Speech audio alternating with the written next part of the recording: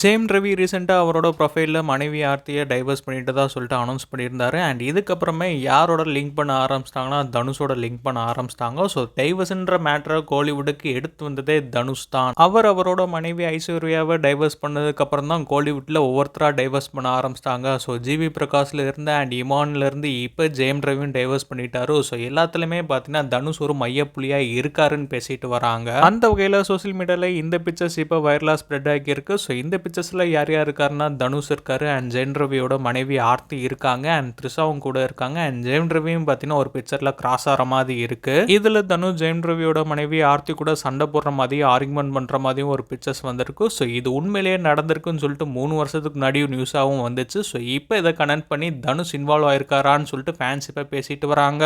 So இந்த pictures உண்மையிலேயே Dhanush and ஜெயம் ரவியோட மனைவி இவங்க 2 பேருமே ஆர்குமெண்ட் பண்ணாங்களா, இல்லை ஷூட்டிங் ஸ்பாட்டில் எடுத்ததா, இல்லை மூவி சீன்ஸான்னு சொல்லிட்டு எதுவும் கன்ஃபார்மாக தெரியல.